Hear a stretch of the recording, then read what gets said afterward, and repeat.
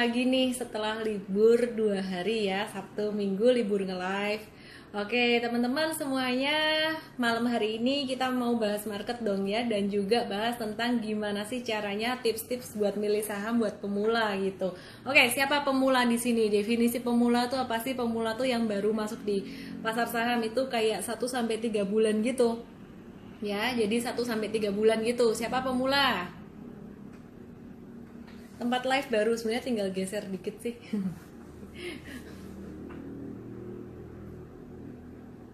Siapa pemula di sini? Udah berapa lama sih Anda di pasar saham?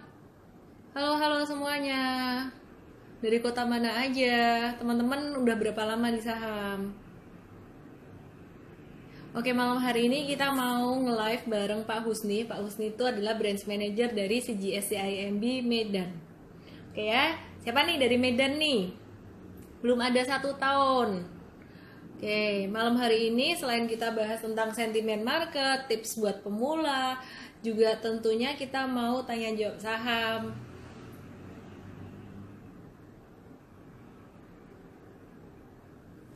Oke.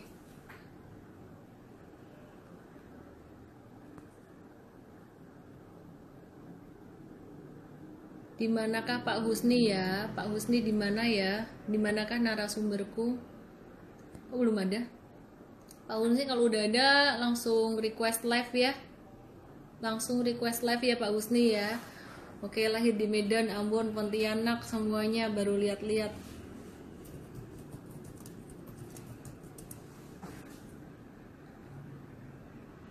Baru lahir. Mau bahas tentang apa nih? Ada yang mau ditanyain nggak? Coba ditulis di situ dulu. Nanti saya akan coba untuk bahas. Di mana ya Pak Husni ya? Woi, selain Pak Husni dari CGS, jangan request saya live. Saya bingung nih carinya di mana nih. Oke, sambil saya nungguin Pak Husni deh ya. Oke, teman-teman, hari ini IHSG naik 0,66%, masih sideways ya. Masih sideways, nguji resisten 5150. Ini resisten yang sangat kuat sekali. Kenapa? Karena di monthly chart ya, di monthly chart itu IHSG juga sekarang sebenarnya lagi menghadapi satu resisten kuat, yaitu resisten MA berapa ya? Tunggu ya, aku lihat dulu chartnya ini. MA 100 kuat banget. MA 100 tuh di angka 5250 gitu. Oke, ada yang nanya itu BBKP, GIAA, saham untuk pemula. Oke, di mana Pak Husni? Narasumberku mana ya? Buku Smart Trader Rich Investor paling baru dirilis kah? Enggak, yang paling baru tuh 16 tahun sekarang. Kalau yang TRI itu buat teman-teman pemula gitu. PNBN, BMRI, aku catat dulu ya saham-sahamnya yang ditanyain ya, sambil nunggu Pak Husni ini mapanin ini dulu. PNBN, BMRI, wah semua nanya tentang perbankan, BBKP, aku juga mau bahas tentang perbankan nih. Jadi tadi baru aja aku buat TikTok, siapa yang udah follow TikTok aku nih? Yang belum follow ya, @ellenme_official. Oke, sekarang kita sambut Pak Husni dari CGS CIMB Medan. Sebelum kita bahas saham-saham ini semuanya, saya beberapa saham yang ditanyain teman-teman. Pak Husni, mungkin kameranya bisa agak diturunin sedikit, Pak. Gini ya. Supaya kelihatan ini ya. Kalau seperti ini? Nggak apa-apa, udah bener kayak tadi. Jangan, itu miring. Jadi miring ini, kita lihatnya jadi miring. Udah bener kayak gitu, cuman agak kurang turun dikit, jadi potong di dagu. Oke. Baru mau download Gini? TikTok. Oke, very good, Pak. Nggak punya TikTok, download dong. Aku yang bikinin kalian konten aja. Semangat, oke ya. Imas. Oke. Horas. Nih, Medan mana Medan Horas. Suaranya? Horas. Horas. Nah, malam hari ini langsung saya dari Medan lagi nih, Pak Husni. Ya. Boleh kenalin dikit deh Pak Husni, biar teman-teman semua tahu gitu. Oke, ya. Selamat malam semuanya. Perkenalkan, nama saya Husni. Saya kebetulan branch manager dari CGS CIMB Sekuritas Indonesia, cabang Medan. Nah, kebetulan hari ini kita live Instagram dengan Bu Ellen May. Saya juga terima kasih kepada timnya Bu Ellen May yang sangat antusias dan semangat sekali untuk mengajak kita live Instagram. Harus Itu aja Bu dong. Ellen. Harus ya. Oke. Terus Harus ya. semangat ya. Oke.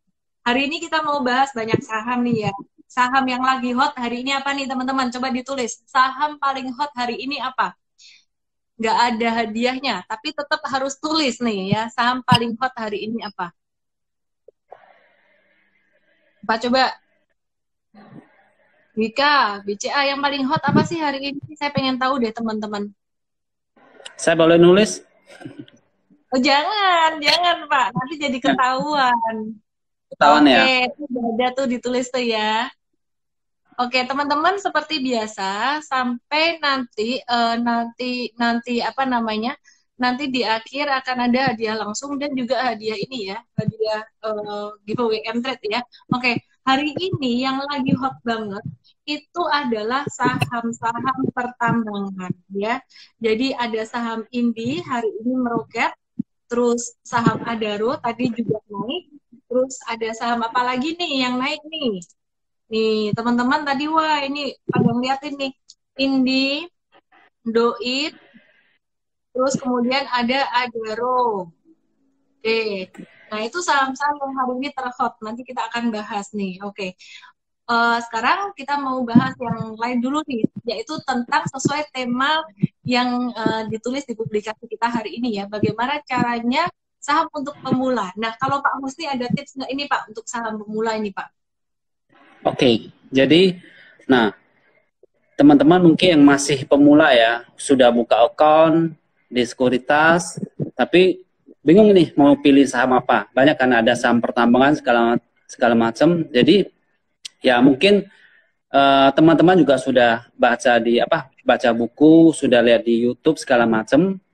Mungkin saya sedikit kasih tips yang paling simpel ya, makanya judulnya saya bilang untuk pemula. Nah,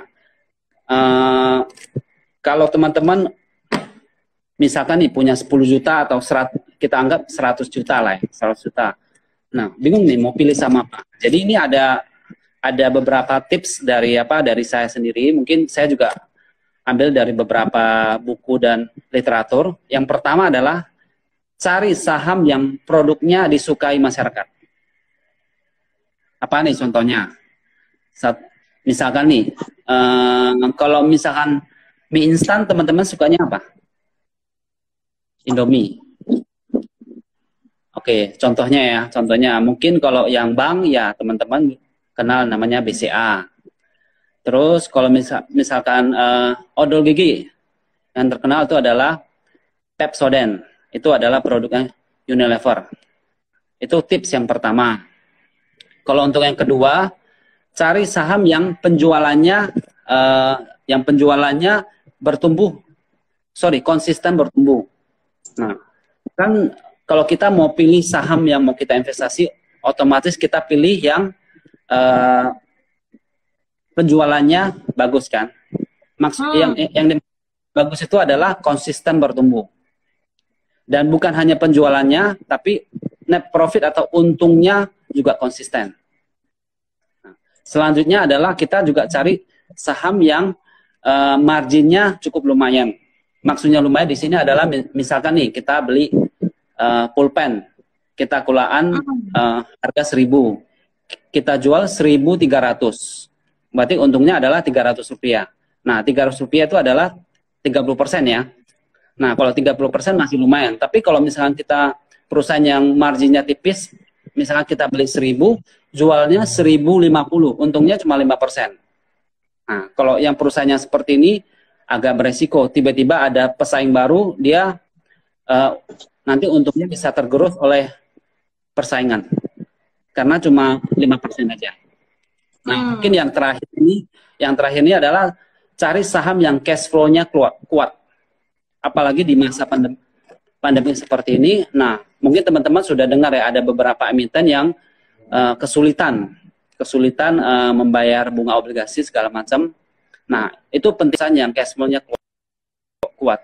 Istilahnya untungnya besar, tapi di dalam lacinya ada duitnya, jangan untungnya besar tapi nggak bisa nagih duitnya. Nah, itu 4 tips yang paling simpel lah untuk teman-teman pemula kalau mau pilih saham untuk investasi. Oke. Menarik banget ya. Jadi yang diceritain Pak Husni tadi itu adalah tips-tips, beberapa tips untuk investasi jangka panjang ya. Salah satunya adalah cari perusahaan yang konsisten gitu. Aku tambahin aja ya. Mungkin teman-teman, Ya. saya jarang sebut nama satu perusahaan ini. Nah, satu perusahaan ini termasuk perusahaan yang sifatnya monopoli ya. Jadi ini Jasa Marga, bangun jalan tol ya. Jadi Ya. istilahnya tuh hampir nggak ada pesaing, dia bukan bangun sih sebenarnya, mengelola, hampir nggak ada pesaing. Pesaingnya tuh CMR Marga Nusapala, cuman ya dia termasuk yang lumayan monopoli. Satu itu Jasa Marga, terus kemudian Pegas ya, jadi perusahaan gas negara. Cuman yang saya kurang suka kan memang saat ini juga masyarakat jarang melakukan traveling, jadi ini termasuk salah satu perusahaan yang bakalan terimbas pandemi juga gitu. Cuman ya fundamentalnya untuk jangka panjang lumayan lah, termasuk lumayan, bukan yang the best banget gitu. Nah, teman-teman, hari ini tuh saham-saham pertambangan, terutama saham perusahaan ini dari batu bara itu banyak yang naik semuanya ya gitu. Jadi kalau teman-teman ingat tuh ya, beberapa waktu yang lalu aku ada ini nih, aku ada trading beli PTBA tuh belum dijual juga. Siapa yang dulu ikutan? Coba siapa yang PTBA ya. ikutan waktu itu? Siapa ikutan teman-teman? Nah, PTBA ini sebenarnya kemarin kita beli tuh benar-benar di bottom banget, cuman kita nunggu tuh lumayan lama ya, si PTBA ini hampir 2 mingguan, 2 minggu lebih ini ya. Dan sekarang mulai belok naik gitu ya. Congrats teman-teman. Masih hold nggak teman-teman? Oke, kita bahas market sebentar ya Pak ya. Oke. Masih ngehold nggak ini teman-teman si PTBA? Nah, PTBA ini memang dia naiknya nggak sekencang Indi atau itu ya. Jadi biasa nih perusahaan kalau dia kapitalisasinya lebih kecil, ini bakalan larinya tuh lebih ringan, larinya lebih cepat gitu ya. Jadi, wih banyak nih happy cuan ya teman-teman ya, salam profit ya. Wah ini cuan, namanya Pak Husni juga Husni cuan gitu ya. Oke, jadi selain PTBA, perusahaan-perusahaan dari sektor batubara kayak Indi itu juga masuk watchlist juga ya kemarin ya. Indi, terus kemudian Andaro, Duit, ini tadi naik semua. Nanti kita bahas satu persatu gitu ya. Dan selain itu, si Antam dan Tins itu juga masuk radar kita juga nih. Antam dan Tins ini juga naik juga hari ini tadi. Jadi apa sih yang masih boleh dibeli? Nanti kita akan bahas ya teman-teman ya. Nah, sebelumnya nih ya, sebelumnya aku mau bahas dulu, aku mau tanya-tanya dulu sama Pak Husni nih. Pak Husni kan dari CGS IMB ya, Pak ya. CGS ini kan sebuah grup yang lumayan gede gitu ya di regional gitu. Dulu kan namanya CIMB Sekuritas, sekarang jadi CGS IMB. Boleh diceritain dong Pak, background ini CGS IMB gitu, kenapa dulu bisa diakuisisi oleh grup CGS, grup yang gede banget gitu. Terus kelebihannya apa sih dibandingkan dengan sekuritas-sekuritas lain? Kenapa sih kita harus berinvestasi, buka account tuh di tempat Bapak gitu? Oke, ya. CGS CIMB Sekuritas awalnya bernama CIMB Sekuritas Indonesia. Dulu itu adalah anak perusahaan dari CIMB Group. CIMB Group itu adalah kira-kira BUMN Malaysia. Nah, itu kebetulan CIMB Group memiliki saham mayoritas 90% lebih lah di grup di CIMB Sekuritas Indonesia. Terus kemudian sekitar beberapa tahun yang lalu CGS itu adalah sebuah grup keuangan dari China, namanya China Galaxy Securities atau disingkat CGS. Itu joint venture dengan CIMB Sekuritas. Jadi sahamnya menjadi 50%. Namanya sekarang ganti menjadi CGS CIMB Sekuritas Indonesia. Oke. Nah, itu backgroundnya. Kebetulan kita udah cukup lama di pasar modal. Nah, kita kantor pusatnya di Jakarta. CGS CIMB Sekuritas Indonesia kantor pusatnya di Jakarta. Kantor cabang kita di beberapa kota, termasuk di Surabaya, di Semarang, di Bandung, dan di Medan. Terus untuk kantor yang Medan nih, kita alamatnya di Plaza Simbi Niaga atau Gedung Forum 9, lantai 1, Jalan Imam Bonjol nomor 9, Medan, Kota Medan. Nah, tadi Bu Ellen tanya, apa sih keunggulan buka account atau berinvestasi di CGS IB Sekuritas ya? Betul ya, Bu Ellen ya? Ya. Iya, Nah, gimana tuh, Pak? yang nomor satu adalah aman. Jadi karena CGS IB Sekuritas Indonesia adalah grup besar yang sudah malang melintang di dunia keuangan. Jadi, halo? Halo? Iya, go ahead. Ya. Oke. Yang pertama adalah aman karena kita adalah grup yang besar ya, yang sudah malang melintang di dunia keuangan. Terus yang nomor 2 adalah CGS IB Sekuritas punya namanya program edukasi kepada investor. Terutamanya adalah investor pemula ya. Jadi di masa pandemi COVID ini kita tim dari riset dan markom kita banyak melakukan namanya online meeting ya, online seminar atau workshop. Nah, ada yang technical, ada yang fundamental, ada juga yang sekolah pasar modal. Nah, kemudian kemarin juga ada topics untuk saham pilihan di masa pandemi COVID-19 ini juga ada. Nah, kita juga sering melakukan edukasi, kerjasama juga dengan IDX juga sering. Kita juga dengan beberapa institusi juga sering melakukan edukasi supaya masyarakat lebih paham dan lebih teredukasi tentang cara berinvestasi yang benar. Itu yang nomor 2. Nah, yang nomor tiga adalah sekarang. Nah, ini tepat nih, pas sekali di masa pandemi ini kan orang mau ketemu kan agak gimana ya. Jadi hati-hati ya, sesuai himbauan pemerintah. Jadi kita sekarang udah bisa buka rekening secara online tanpa tatap muka. Jadi tinggal nasabah kita kirimkan link, dia klik pakai HP isi, nanti dia upload foto, upload KTP, upload NPWP, terus upload buku rekening tabungan, tanda tangannya juga di HP, langsung disubmit, selesai. Tidak perlu tanda tangan basah. Dan itu lebih cepat sekarang. Itu 1 hari. 1 hari siap. 1 hari selesai. Biasanya kalau kita buka rekening secara offline itu cukup lama. 1 minggu sampai 2 minggu ya. Tergantung, kadang kita masih tergantung kurir segala macam. Itu sekarang, nah ini pas nih. Kebetulan memang dalam masa pandemi ini banyak yang buka rekening. Kebetulan momennya pas kita bisa buka rekening secara online. Nah itu yang menjadi salah satu poin. Tanyain tuh Pak. MKDB. Sebentar ya, saya cek yang terakhir ya. Setiap hari soalnya berubah. Oke, sambil nunggu Pak Husni ngecek nih ya MKBD dari CGS berapa nih. Teman-teman, aku mau bahas nih, teman-teman tadi banyak yang nanya tuh. Banyak banget yang nanya ya, jadi aku lebih senang langsung bahas ini, apa yang ditanyain teman-teman. Warren Buffett dan juga beberapa investor gede itu katanya ini kasih warning, Warren Buffett dan para investor bunyikan alarm nih, aku baca di kontan akan kehancuran pasar yang lebih gede. Jadi sebenarnya gimana sih teman-teman menyikapi ini?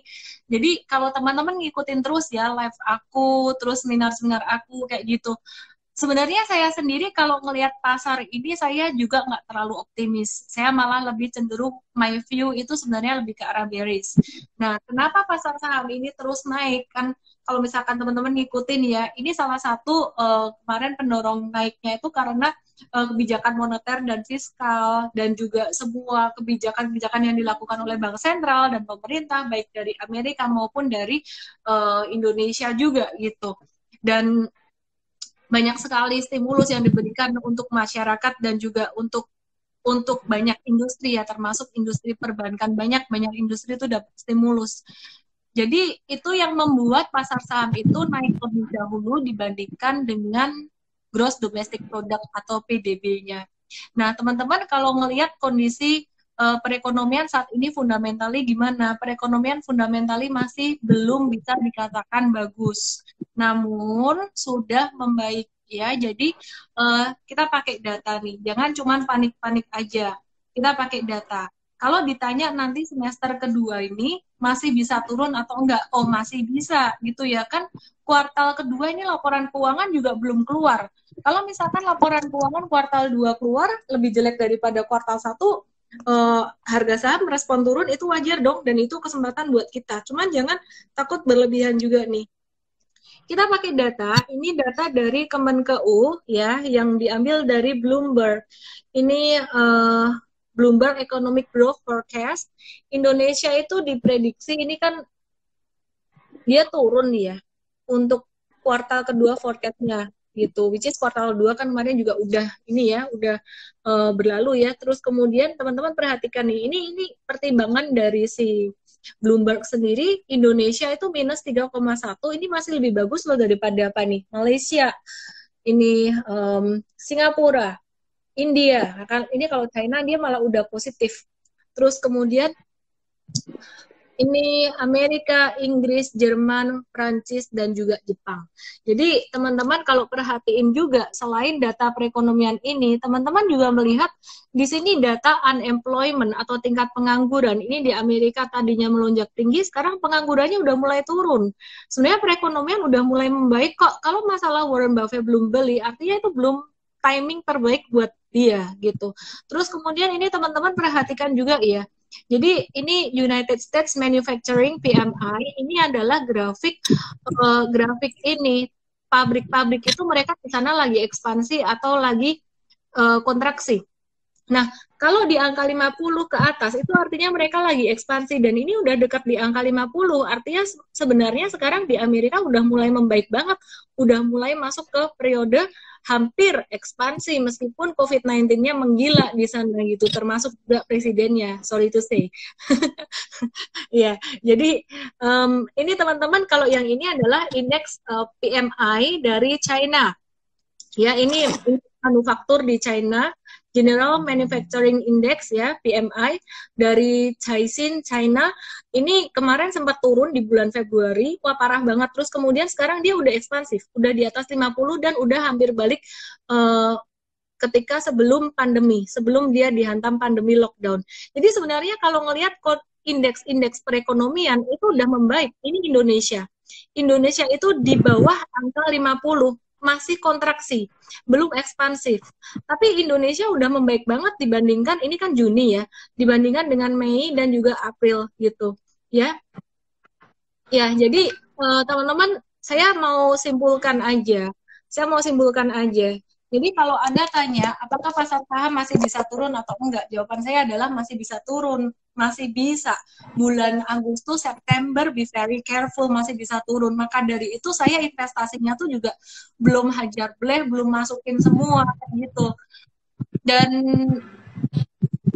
nanti saya bahas tentang BCK ya teman-teman. Itu menarik banget kenapa direksi-direksinya jualan saham. Kalau misalkan bagus, kenapa mereka nggak beli gitu loh sekarang. Jadi itu nanti aku bahas nanti aja di belakang ya, terpisah ya. Jadi kita bahas dulu tentang perekonomian saat ini dan ngerespon tentang Warren Buffett yang memberikan warning itu. Alangkah baiknya kalau kita waspada daripada kita euforia dan udah ngeborong saham banyak ternyata marketnya turun. Tapi kalau kita waspada, resikonya adalah kita nggak beli kebanyakan. Nggak beli kebanyakan itu menjadi sebuah keuntungan buat kita, di mana kita nanti juga nggak akan rugi gede gitu ya. Jadi kalau sampai turun nggak akan rugi gede, kita masih punya duit, masih punya cash untuk beli di bawah. Tapi resikonya, kekurangannya adalah kalau harga saham naik ternyata nggak jadi crash, Warren Buffett bisa salah nggak? Oh bisa. Nggak ada orang yang bisa benar nebak market tuh, nggak ada gitu loh. Dia bisa salah. Nah, ketika ternyata marketnya naik dan kita baru punya separuh amunisi, separuh saham, nothing tulus. Jadi my plan very simple, very easy. Investing tuh buat saya very easy banget. 2020 ini tahun crash kan. Aku beli buat long term investing. Biasanya aku nggak pernah mau beli buat investasi jangka panjang karena timingnya belum bagus. Jadi 2020 ini aku beli, tapi aku belinya terus nyicil sampai Desember atau sampai Maret 2021 nanti gitu. Jadi kalau misalkan sampai nanti ada turun atau gimana ya saya masih punya cash. Nah, bicara tentang nyicil sampai Desember atau nyicil sampai Maret 2021, teman-teman juga jangan habisin duit semuanya dihabisin masukin ke saham. Harus ada diversifikasi. Nah, kemarin di seminar online Diskonvagansa hari Sabtu kemarin, saya ada jelasin tuh bahwa sebelum kita masuk ke saham, kita mesti tahu dulu duit itu yang masuk ke kita, itu dibagi untuk apa sih? Need. Kalau needs itu kebutuhan sehari-hari. Kalau punya utang, bayar utang. Kalau ini wants untuk keinginan kita, kesenangan kita. Untuk savings, untuk investment. Nah, urutannya ini bisa dibalik nih. Untuk investment dan saving kumpulin dulu. Tapi jangan terlalu gede di investment, semua serahkan dimasukin ke investment. Investment itu kan buat growing uang Anda. Savings ini untuk supaya Anda menyediakan cash untuk diri Anda. Nah, kemudian baru sisanya ini, teman-teman ya, ini nggak boleh uang buat kebutuhan sehari-hari dipaksain masuk investing. Saya tahu memang ada beberapa orang yang mengatakan, ambil dulu uangmu, taruh di amplop untuk investasi. But be very careful dengan hal itu, karena kalau Anda ambil dulu uangmu yang untuk kebutuhan sehari-hari, masukin buat di investasi, yang investasi Anda nggak tahu caranya, itu bisa bahaya banget gitu. Ya, jadi aku kasih kesimpulan nih ya, bicara tentang apa yang tadi dibilang Warren Buffett menahan diri, Warren Buffett masih memperingatkan akan kejatuhan market yang kedua kali. Very good, nggak apa-apa. Jadi kalau Warren Buffett masih menahan diri, masa sih kita mau ugal-ugalan beli saham sebanyak-banyaknya? Enggak dong. Jadi kita masih pakai perhitungan juga. Saya sih belinya nyicil aja gitu. Mungkin ada yang bilang, kenapa nggak beli di satu titik? Saya mau tanya, titiknya titik mana gitu. Tidak ada orang yang tahu bottom market. Apakah Maret kemarin itu bottom market, atau nanti Agustus, September masih bisa turun bottom market atau enggak gitu. Nah, nanti tadi kita udah bahas sedikit tentang pertambangan. Nanti kita akan bahas tentang perbankan ya. Dan banyak yang nanya nih. Sorry ya, aku bukan ngegosip satu grup, tapi ini aku ngebaca pertanyaan dari teman-teman. Ada yang nanya, keluarga Sinarmas saling gugat. TKIM dan INKP gimana? Emang iya ya? Aku malah belum baca berita itu loh. Pura-pura belum baca. Oke. Nanti kita akan bahas itu ya teman-teman ya, termasuk BBCA, kenapa ini beberapa direksinya, termasuk komisaris utamanya, sempat jualan saham dia dari Oktober sampai sekarang. Itu aku ada bahas di TikTok juga. Oke, silakan Pak Husni. Pak Husni kalau mau cerita lagi nih Pak, kalau di CGS-CIMB ini ada edukasi apa aja sih Pak? Ya, untuk yang pertama adalah kita memang sering lakukan sekolah pasar modal kerjasama dengan IDX. Itu yang pertama. Nah, kalau itu kan untuk yang calon investor. Nah, selanjutnya kita juga sering melakukan kelas. Nah, kebetulan selama 3-4 bulan terakhir ini memang kita kelasnya selalu online semua ya. Karena kita tidak mungkin melakukan kelas yang secara tatap muka langsung. Kemarin kita juga adakan yang kelas teknikal juga ada, fundamental juga ada, stock pick juga ada, dan kemarin hari Jumat kemarin kita ada undang satu emiten. Kebetulan emiten tersebut adalah yang menjual Aces ya, Aces. Nah, kita ada undang emiten dan kita juga ada undang beberapa customer kita untuk meet and greet dengan tim dari S Hardware. Itu. Menarik banget. Gimana tuh Pak kalau S Hardware sendiri? Bapak lihat gimana tuh? Apanya? S Hardware. Ya, memang dari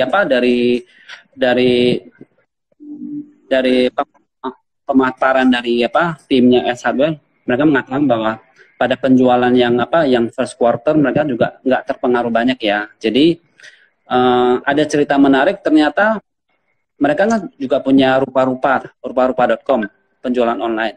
Nah, ternyata penjualannya online tidak sebesar, maksudnya penjualan online-nya cuma sedikit. Mereka lebih banyak penjualan offline-nya karena bagi mereka adalah pengalaman berbelanja di S Hardware atau Informa, itu yang paling diutamakan. Hari ini naik ya S Hardware ya. naik Oke, banyak. oke, oke. Closingnya 1630. Saya pikir mungkin kemarin yang ikut apa ya, yang ikut meet and greet-nya mungkin senang kali ya mungkin ya. Hari ini Mungkin udah beli breakout. sahamnya. Hari ini breakout. Ya. Jadi kalau aku lihat sih upside-nya si S Hardware tuh bisa sampai ke 1720. Aku kalau nggak salah inget nih S Hardware nih M-Trade beli juga deh. Saya lupa-lupa ingat, Pak. Berapa? 1720 ya? 1720 short term. Rekomendasi saya buat short term tuh S Hardware boleh tuh teman-teman tuh. Wah, rekomendasi mulu nih. Dari tadi udah dibahas nih. Perusahaan pertambangan bagus-bagus. Gitu. Kalau yang udah terlanjur jual gimana, Bu? Yang terlanjur jual, beli saham yang lain boleh, pilihan banyak sih. Tadi ada yang nanya tentang MKBD, udah ketemu belum?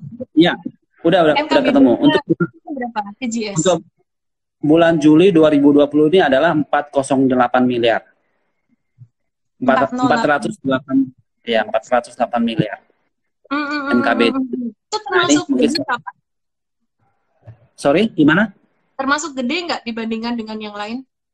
Ya termasuk gede lah, 400 miliar. Jadi ini ya teman-teman ya, ada standar dari regulator bahwa sekuritas tuh minimal banget MKBD itu 25 miliar gitu. Nah, Pak, ini ada banyak yang nggak paham nih MKBD itu fungsinya buat apa sih? Apa sih peduli amat sih sekuritas MKBD-nya gede? Halo? Iya, ada yang nanya manfaatnya MKBD gede itu apa gitu loh. Peduli amat sih sekuritas MKBD-nya gede. Ada yang sempat nanya gitu, Pak. Ya, memang jujur untuk MKBD saya mungkin nggak terlalu paham secara detail ya. Tapi salah satu yang mungkin buat trader adalah limit transaksi dari sekuritas itu besar. Jadi mungkin teman-teman ada yang mungkin transaksi di sekuritas yang lokal, yang asing, beberapa macam. Nah, ada sekuritas yang berani kasih limit yang cukup besar. Nah, limit yang besar itu, MKBD yang besar, otomatis limitnya juga lebih besar daripada MKBD yang kecil sih. Sebenarnya sih kalau aku lihat ya teman-teman ya, MKBD ratusan miliar itu menunjukkan bahwa dia dipercaya. Jadi sekuritas ini termasuk sekuritas yang dipercaya oleh investor-investor gede gitu. Gitu. Oke. Ya. Selanjutnya. Ya. Ini tadi Pak, saham Indi itu naik kenceng banget nih. Tahu nggak Pak? Ada. Nah, justru ini yang jadi pertanyaan sih. Tadi beberapa nasabah dan beberapa teman bertanya.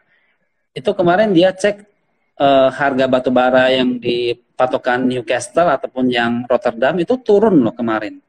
Turun terus. Tapi harga batu bara tuh naik.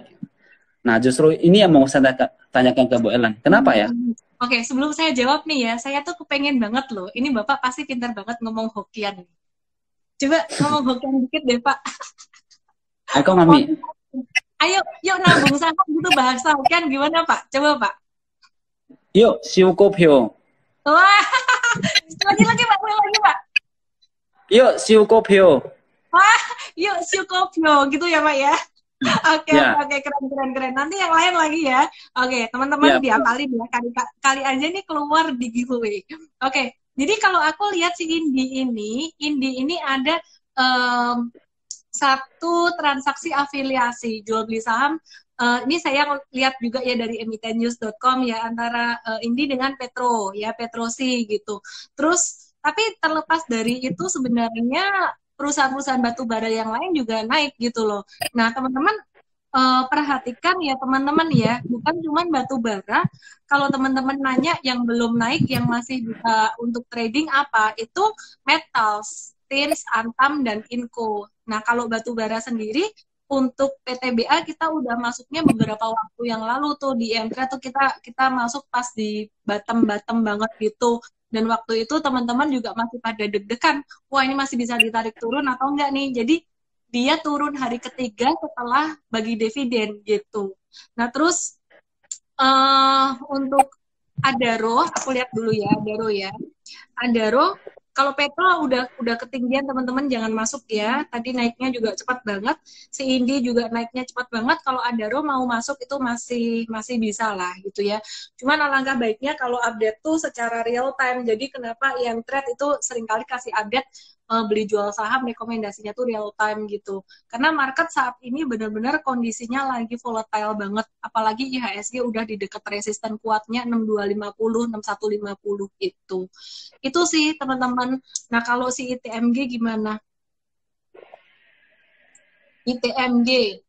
ITMG ini juga masih bagus teman-teman. ITMG ini masih belum naik istilahnya ya, kayak si PTBA ya baru mau naik gitu. Jadi kalau mau cari yang upside-nya masih lumayan itu si ITMG boleh. Nah ini tuh ada aku sebut di seminar online diskon Vaganza Sabtu kemarin gitu. Cuman hari ini tadi naiknya super kencang banget, kalau nggak keburu masuk sih nggak apa-apa juga gitu.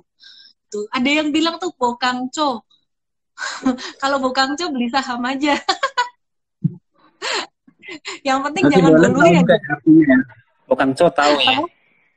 Iya tahu, papa Bukan co saya tahu. ngerti. Oke. Kita balik lagi ke topik nih, ke topik saham nih. Pak, Bapak kalau ngelihat nih saham BCA tuh gimana tuh Pak? BCA ini kan Ya. merupakan primadona ya, kapitalisasi terbesar se-Indonesia, bahkan bukan cuma perbankan. Dia itu perusahaan dengan kapitalisasi big caps paling gede se-Indonesia. Sekarang valuasinya juga udah nggak murah-murah banget gitu, tapi ini direksinya jual-jualan saham gitu, itu gimana nih Pak? Nah, kalau saya lihat direksinya jualan kan nilainya sekitar 20 miliar, kalau nggak salah saya baca ya di CNBC ya. Nah, kalau dibanding kapitalisasi pasarnya yang sekarang mencapai 600 atau 700 triliun ya, itu harusnya tidak seberapa ya.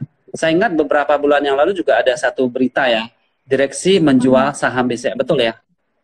Nah, kalau menurut saya sih kalau cuma 20 miliar sih nggak signifikan ya, kecil sekali. Ya, kita nggak tahu sih alasan direksi menjualnya kenapa, tapi yang pasti 20 miliar sih terlalu kecil lah untuk BCA. Nah, kalau untuk BCA ya, ini adalah yang namanya saham kapitalisasi nomor 1 di Indonesia ya.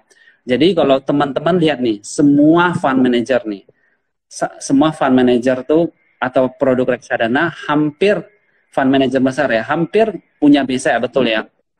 Nah, kalau teman-teman lihat tuh dari high-nya tertinggi sebelum crash ini kan 35.000. Sekarang 30.000 berapa? 800 ya tadi ya. Nah, ini adalah sebenarnya saham yang termasuk yang paling kuat. Ya, yang tadi saya sebutkan cari saham yang cara simple pilih saham untuk investasi untuk pemula, itu BCA masuk kriteria tersebut. Oke, menarik banget. Boleh ini tahu? aku ada Ya. datanya nih kumpulin ini ya. Duit receh buat direksi BCA enggak juga loh. Teman-teman mesti lihat data dulu nih sebelum komen nih ya. Ini aku ini datanya aku kumpulin dari kontan nih. Ini aku sempat iseng-iseng tadi, aku iseng-iseng hitung ya.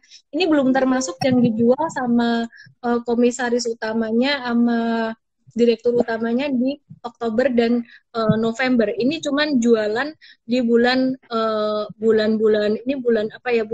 Juli aja, tanggal 7 sampai 10 kemarin. Nah, teman-teman, ini press dirinya dia cuma jualan 1% nih, seiprit doang yang dijual. Dia masih punya sisa 99%. Ini jualan ini ya, bulan Juli ya. Yang Oktober sama bulan Desember kemarin aku masukin nih. Terus kemudian ini ada ini 100.000 lembar itu berarti dikit lah, dia masih punya sekitar 64%. Dan ini masih punya 96% sampai 99% gitu. Jadi tanda-tanda saham BCA mau turun liao. Ini orang-orang ini, orang Hokian nih keluar semua nih. Medan. Oke, jadi teman-teman semuanya, kalau saya mengomentari ini gimana? Mereka tuh kan dapat saham itu kan dari perusahaan ya. Probably mereka pengen profit taking juga. Yang pertama. Kemudian yang kedua, mereka melihat resiko di market sama seperti Anda. Anda dan saya juga melihat resiko di market dong ya. Market kan saat ini masih bisa sangat berfluktuasi sekali. Jadi mereka mau ngerasain juga yang namanya profit taking atau cuan itu gimana. Nah yang terpenting adalah kita jangan cuma lihatin saham mereka tuh masih berapa. Kita ngeliatin, kalau dilihat masih berapa, masih banyak loh. Mereka pegang masih banyak, yang dijual cuma dikit. Ya. Nah, kalau yang kita perlu perhatikan, dia punya fundamental gimana, aku mau kasih lihat nih. Fundamentalnya BCA gimana di depan teman-teman ya. Yang jelas, kalau bicara perusahaan perbankan yang tingkat kredit macetnya paling dikit, itu BCA ini juara. Dan ini aku ada bahas di TikTok juga. Jadi teman-teman tuh kalau mau belajar cepat 1 menit langsung dapat banyak, itu TikTok tuh di follow @ellenme_official. Oke ya, nggak punya TikTok, download dong, harus kekinian. Ini BCA. BCA ini EPS-nya dari 2016, 2017 ya, perhatikan ya, earnings per share, laba bersih per lembar sahamnya dia. Nah, ini teman-teman, oh ini salah ketik nih, 1170 ya. Ini 10, ini 2020-nya belum ya, dia harus di-annualize-kan dulu. Nah, teman-teman lihat 4 tahun terakhir deh. Ini 2016, 17, 18, 19. Ini naik terus nih ya, naik terus secara sustainable. Nah, terus ini tingkat kredit macetnya dia. Dia sempat naik dikit di 2018, 2019. Nah, ini tingkat kredit macet, kita bandingin aja, ini 2020 datanya annualized. Ini BCA. BCA ya, perhatikan ya. Sekarang kita lihat untuk BNI. Nah, ini BNI, dia punya EPS-nya segini. BCA masih lebih tinggi. Terus kemudian si BNI ini NPL-nya segini nih. Sekarang NPL-nya segini. Ini BRI, ini NPL-nya segini. NPL tuh tingkat kredit macet. Ini Mandiri, ini NPL-nya dia segini. Dan jangan tanya untuk valuasinya. BCA ini kalau saya bilang, ini di TikTok saya bahas juga nih. Ini adalah saham Sultan. Saham Sultan tuh gimana? Meskipun dia turun, valuasinya masih mehong, masih mahal gitu, ya. Jadi ini current pair-nya, perhatiin ini. Ini dia valuasinya selama beberapa tahun terakhir, 2016, 17, 18, 19, tahun 2020 sekarang current pair-nya sekitaran gini gitu. Nah, ini kalau ada yang ngitung pair, angkanya beda-beda dikit. Ngitung pair itu ada beberapa cara ya, ada beberapa cara, ada yang historical, ada yang current, ada yang forward, yang ada pula yang pakai TTM banyak ya. Bukan TTM, bukan teman tapi mesra. Trailing 12 months maksudnya. Nah, ini harga wajarnya dia di sini. Nah, ini perhitungan dari tim kami sehingga dia lumayan mahal nih. Sekarang bahkan nilai sekarangnya ini per hari Jumat kemarin, hari ini tadi saya belum cek nih, lebih mahal daripada nilai wajarnya dia gitu ya. Makanya tidak heran dong kalau mereka ada jualan profit taking, karena mereka juga melihat ini udah agak over value gitu. Nah, ini BNI dia punya PER masih murah nih BNI ini PR-nya masih murah. Terus kemudian BRI ini juga masih murah. PER-nya, valuasinya. Mandiri juga masih murah. Yang paling menang, paling murah siapa tuh? BNI. Yang paling mahal siapa? BCA. BCA itu kalau teman-teman bilang Bank Capek Antri atau saham Sultan, nah itu satu-satunya saham perbankan yang agak over value sekarang. Gimana Pak Husni? Ya Bu Ellen, ini nih saya sering baca nih beberapa mungkin value investor ya, ada beberapa value investor bilang BCA ini valuasinya mahal. Ya, ada yang bilang tidak tega untuk membelinya karena terlalu premium. Oke, tapi ada teman nih, ya ada teman, ya mungkin ini mewakili trader ya. Trader dia bilang sebenarnya mau mahal tapi tetap naik, ya kan? Mau mahal tapi tetap naik. Jadi nggak penting lah mau murah, ngapain murah tapi nggak naik, tapi mending mahal tapi tetap naik. Nah, bagaimana pandangan Bu Ellen untuk hal tersebut? Itu sebuah statement yang sangat kritis dan tegas banget menurutku. Ya. Jadi kenapa selama ini aku sering itu trading dengan cara super trader, breakout sampai dibilang orang Ellen itu trader dan trader yang suka beli breakout gitu. Karena market kondisinya normal ya, kondisinya saham-saham yang premium itu lagi valuasinya mahal. Nah, itulah juga yang membuat saya dulu sempat tradingin BCA. Kenapa BCA itu kita trading kan? Karena trennya juga naik terus gitu. Nah, ada dua pandangan nih. Ada satu orang yang sukanya value, murah, murah, murah, murah. Yang satu lagi sukanya yang penting harga saham naik. Tadi juga ada pertanyaan tuh, pertanyaannya bagus banget. BNI kok nggak naik-naik ya? Teman-teman perlu ketahui, dua tipe orang ini, dua tipe investor ini, yang satu tipe growth investor, yang satu tipe value investor. Nah, kalau yang value investor sukanya beli saham murah-murah, dan teman-teman perlu ketahui, saham-saham yang valuasinya super banget murah itu memang naiknya pelan-pelan, karakteristiknya kayak gitu. Ya, istilahnya gini lah, kalau ada satu barang yang disukai oleh banyak orang, otomatis juga dia akan menjadi premium. Nah, itulah mengapa si BCA ini termasuk jadi saham sultan gitu ya, salah satu saham sultan. Nah, ada lagi nih saham sultan di Indonesia selain BCA. Apa itu teman-teman? Coba ditulis di sini ya, coba ditulis di komen, sebutin saham sultan selain saham BCA. Jadi aku tadi ada kasih definisi, ini juga nanti ada di TikTok nih. Definisi saham sultan itu sahamnya meskipun turun, valuasinya dia nggak mau diskon-diskon banget gitu. Aku jawab nanti. Oke, Pak Husni, coba deh Pak Husni. Ini aku senang banget nih ngobrol sama Pak Husni nih. Pak Husni coba kalau ngomong dalam bahasa Hokkien, salam profit gitu gimana Pak? Salam profit ya. Apa ya? Salamnya dalam bahasa Hokkien. Salam profit ya. Apa coba Pak? Pikir dulu. Kalau Hokkien di Medan, gimana Pak? Kalau Hokkien di Medan mungkin dia bahasanya campur ya, ada Hokkien, ada Indonesianya. Jadi biasanya cuan terus, sering ngomongnya adalah cuan terus. Jadi kalau salam saya sampai tertawa. Cuan terus biasanya.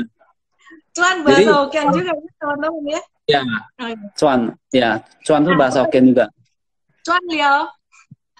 Oke, teman-teman, kita udah bilang cuan liao. Salam cuan. Oke, teman-teman, tadi ada yang bahas, itu ada yang ngejawab Unilever. Bener banget sih, Unilever itu termasuk saham sultan. Tahu nggak, dia valuasinya tuh termurah 2018 kemarin 38. Jadi yang ngomong tentang valuasi saham murah di angka berapa sih? Di bawah 15. Siapa bilang? Untuk saham-saham sultan, dia bisa turun di angka 30, 40 itu murah.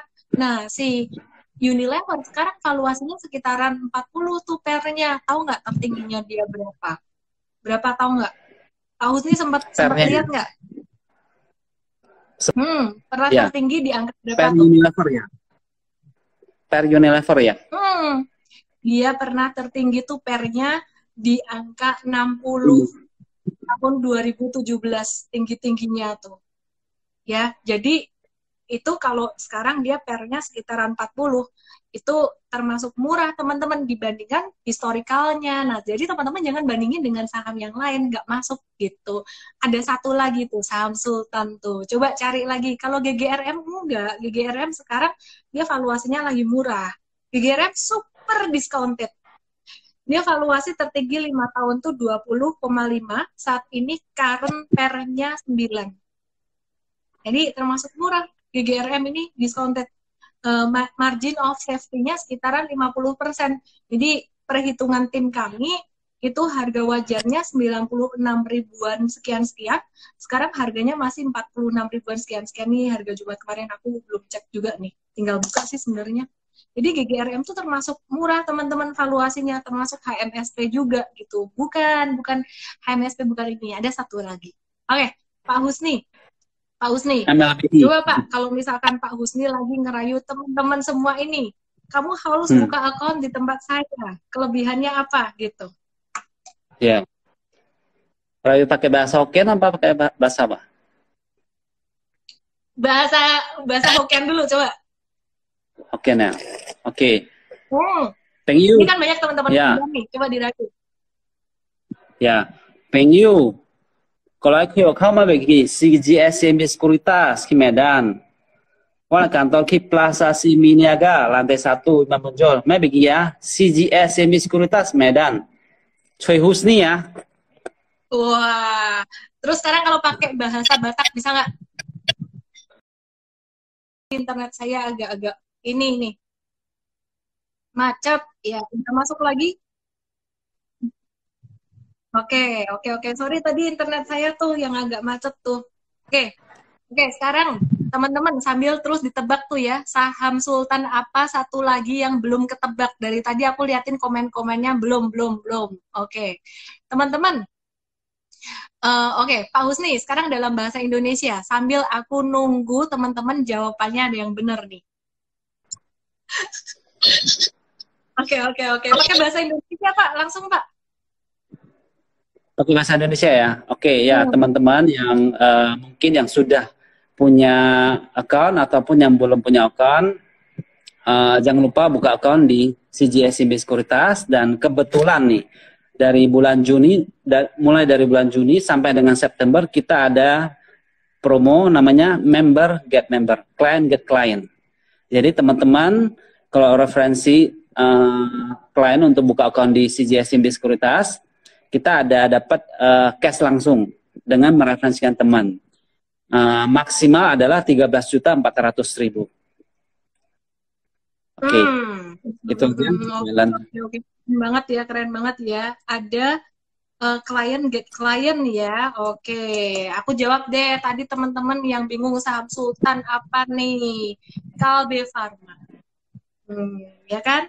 Jadi kalau ICBP, Indofood itu lumayan lah, lumayan Sultan, tapi nggak sampai yang ini banget. Jadi si Indofood itu sekarang R-nya tuh 10 gitu ya. Dia masih terdiskon 26% dari harga wajarnya dia. Jadi harga wajarnya sekitaran 8.800. Anyway, perhitungan ini bisa menjadi sedikit subjektif ya, agak-agak beda sama kalkulatornya teman lain caranya gitu. Mungkin ada perbedaan sedikit cara menyetahunkan kita dengan trailing 12 months, mungkin ada yang dengan cara lain gitu. Oke, nah teman-teman, sedangkan ini kalau Indofood itu pernya 10,19 saat ini, ICBP 13. Sekarang tuh mereka berdua lagi terdiskon sekitar 26 sampai 29% margin of safety-nya. Nah, teman-teman, kalau si ini Kalbe Farma sekarang ini dia punya valuasi termurah dalam 5 tahun ini. Valuasi dia pernya 25,75 si Kalbe Farma. Tertingginya dalam 5 tahun ini ada di 2017. Jadi 2017 waktu itu harga saham banyak naik tuh. Jadi valuasi dari perusahaan-perusahaan cenderung mahal. Waktu itu Kalbe Farma 32 tuh pernya gitu. Saat ini Kalbe Farma tuh cuman terdiskon dikit. Margin of safety itu jarak antara harga saat ini, harga pasar dengan harga wajar, harga wajar dengan harga pasar. Jadi saat ini harga wajarnya dia, ini si Kalbe Farma ini terdiskon 13%. Nah, kalau tadi HMST sama GGRM itu malah terdiskon gede tuh, si HMST itu terdiskon 50% dari harga wajarnya dia. Oke, udah puas belum teman-teman? Kalbe lama nggak sih naiknya? Oke, jadi kalau perusahaan blue chip memang naiknya alon-alon ya, pelan-pelan. Gimana Pak? Kecuali tahun 2020. Gimana Pak? MLBI termasuk saham Sultan nggak? MLBI. Wah, aku belum ngecek nih Pak, jujur ini untuk valuasinya saya belum ngecek ya. Tapi salah satu saham Sultan yang aku iniin kriterianya tuh termasuk melihat dia punya kapitalisasi fundamental dan juga bisnis model. Jadi kalau MLBI dari bisnis modelnya nggak masuk gitu, jadi nggak masuk gitu. Tapi kalau secara valuasi aku belum ngecek gitu. Kalau saham Bumi gimana analisanya? Dia sedang tidur, kita jangan sebut-sebut nanti bangun. Bumi itu bulat kawan. Saya masih belum tertarik ya. Oke. Bumi itu bulat. Oke, teman-teman, ini mau bahas tentang apa lagi nih? Udah hampir 1 jam. Pak Husni, mungkin ada satu view atau sentimen yang menarik yang Pak Husni pengen bahas. Ya, oke. Mungkin ada satu saham lah mungkin yang mau saya bahas ya, yaitu mungkin Nah, ULTJ. Wes, ULTJ. Ya, Ultra ULTJ ya. Genesia. Kenapa, Pak? Ya, Suka minum ULTJ. itu? Ya, betul. ULTJ itu sebentar ya, saya buka dulu. ULTJ itu pernya 10,7 kali. 10,7 kali. Hutang yang ada bunganya itu hampir tidak ada ya untuk ULTJ. Nah, itu kalau itu banyak dibahas sama value investor ULTJ itu. Nah, kebetulan memang saham ini kan mungkin belum masuk ke radar investor ya. Belum masuk ke radar fund manager besar. Mungkin kalau teman-teman lihat di fund fact sheet-nya reksadana besar itu harusnya belum muncul ya. Nah, banyak yang memprediksi ini nanti kalau sudah